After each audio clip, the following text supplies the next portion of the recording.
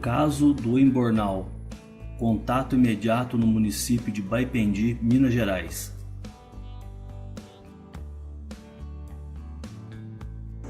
Bastou caminhar por mais uns 10 metros e ouviu um barulho que em suas palavras definiu como o som de um motor afogado.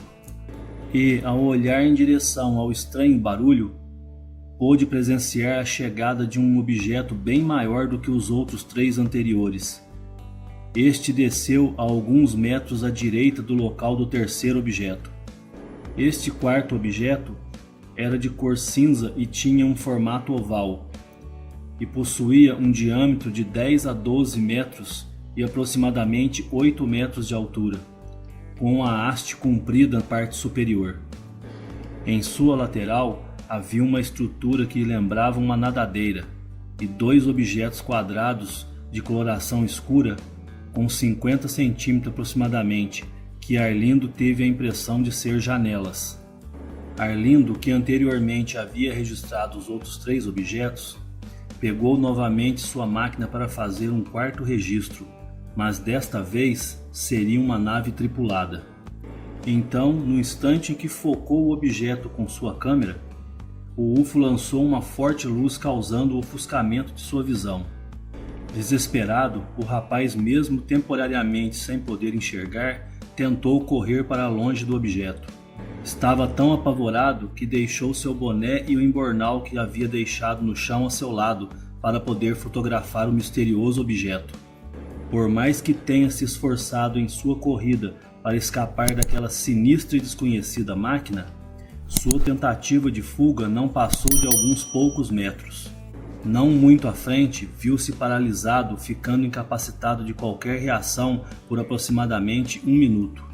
E quando aos poucos foi recuperando sua visão, percebeu estar sendo segurado pelos braços. Pôde ver então o que seriam 2 seres humanoides de baixa estatura, que teriam aproximadamente 1 metro de altura, e o agarravam fortemente pelos braços. Em pânico, Arlindo pediu que o soltassem, usando a frase "pelo amor de Deus". Foi quando um dos humanoides que segurava seu braço esquerdo lhe respondeu: "Somos todos irmãos perante a Deus. Por isso, fique tranquilo, pois nunca faremos mal a ninguém. Precisamos apenas que você nos passe algumas informações." E rapidamente o levaram em direção àquele objeto oval que estava pousado em aproximados 100 metros de onde o rapaz foi abordado e rendido pelos tripulantes do UFO. Chegando a uns 4 metros do objeto, os seres pararam. Ao se aproximar da estranha nave, Arlindo sentiu uma brusca queda na temperatura, passando a sentir frio. Um terceiro tripulante os aguardava no alto da escadinha e tinha o mesmo biotipo dos outros 2 que conduziam Arlindo até a nave. Este terceiro ser comunicou-se com o rapaz com uma voz de tonalidade bem grave. Perguntou se ele havia avistado uma Zurka. Arlindo então respondeu não saber o que seria isso. E logo o tripulante respondeu afirmando que Zurka seria um aparelho. E estes são os termos usados por Arlindo ao retratar a fala do ser humanoide. Eles transmitiram de lá para cá, em comunicação como todos os aparelhos da Terra. Disse que este tal aparelho entrou em contato com uma linha universal que teria queimado a linha de transmissão, desregulado o motor de montagem e por isso havia descido na Terra. Curioso então, Arlindo perguntou: "De onde são vocês?" E o ser respondeu ao rapaz: "Nós somos do lado de uma costa. Você tem estudo? Tem inteligência?" Após a resposta negativa de Arlindo, o humanoide lhe estendeu a mão para que pudesse entrar a bordo da nave. Depois de subir a pequena escada, logo notou estar dentro de uma sala circular que teria aproximadamente uns 7 metros de diâmetro. E bem no centro do piso havia uma passagem por onde Arlindo foi conduzido pelo ser e seguido pelos outros 2 que o capturaram, após fecharem a porta. A sala tinha um teto em forma de cúpula, que se aproximava aos 7 metros de altura. Situado bem ao centro da cúpula, uma luz muito forte. e haviam pequenas lâmpadas continuamente piscantes nas paredes, e o que parecia ser um grande painel mostrador de um voltímetro analógico. Na sala existia um aparelho cujo painel continha inúmeras teclas. 2 tripulantes ocupavam as cadeiras à frente deste equipamento que era utilizado para operar o aparelho, produzindo um ruído como de teclas de um teclado de computador. Estes 2 seres faziam uso de capacetes e uniformes. E assim que Arlindo adentrou a sala, levantaram-se e dialogaram entre si em uma língua desconhecida para o rapaz.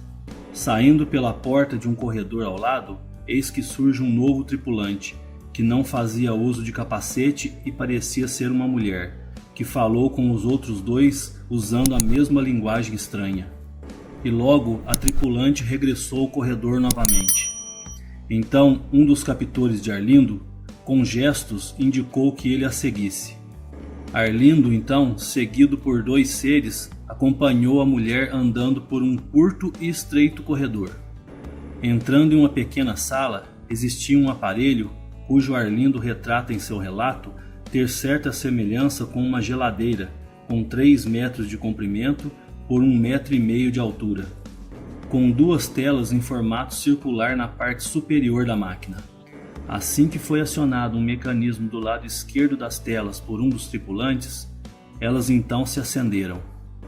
E utilizando-se de uma espécie de varinha, a jovem moça esclareceu a Arlindo tudo o que se projetava nas telas, mostrando a Terra, o Sol e a Lua, explicando sempre tudo o que era mostrado. E em um certo momento apareceu na tela uma mancha com uma cor prata amarelada, com seu contorno todo irregular. Então a tripulante esclareceu a Arlindo o que seria aquilo que estaria sendo projetado. Nós estamos aqui, viemos e voltamos em poucas horas, mas isso depende da rotação da Terra, entre a sua respectiva Lua e seu Sol. Foi calculado por Arlindo que esta explicação teve a duração de aproximadamente 5 minutos.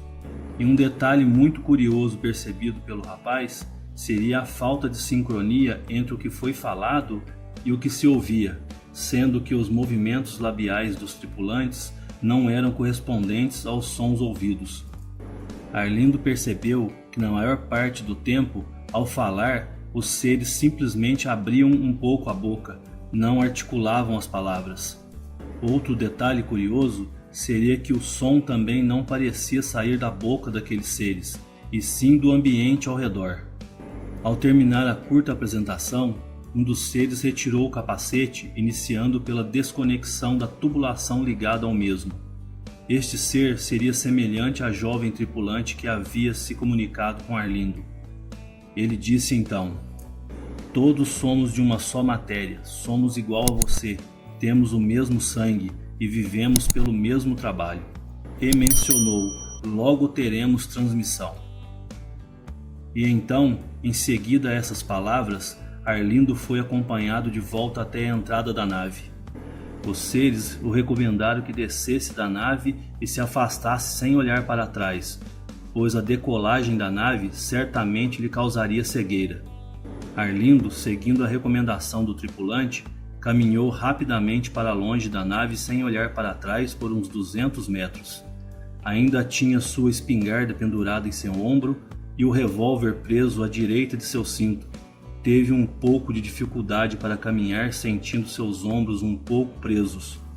Mas, ao se distanciar do objeto, logo seus movimentos voltaram ao normal. Então, correndo por vários metros, ele gritava, chamando pelos amigos que estavam a cerca de 300 metros de distância. Ao se reunir aos amigos, em momentânea confusão mental, ficou cerca de 20 minutos até conseguir descrever o que havia ocorrido. Sentia tanta sede que tomou quase 1 litro de água em uma fonte natural que havia nas proximidades. E então contou aos amigos o que havia lhe acontecido, mas omitindo o encontro com os tripulantes e a visita ao interior da nave. Os seus 2 amigos então o acompanharam de volta até o local do pouso dos objetos e encontraram várias marcas deixadas por eles. O segundo objeto que Arlindo observou, que parece ter se transformado em uma fumaça branca, deixou uma marca de queimado circular no capim. Minha nota. Neste caso, acredito que a fumaça branca serviria como uma espécie de cortina para sua retirada.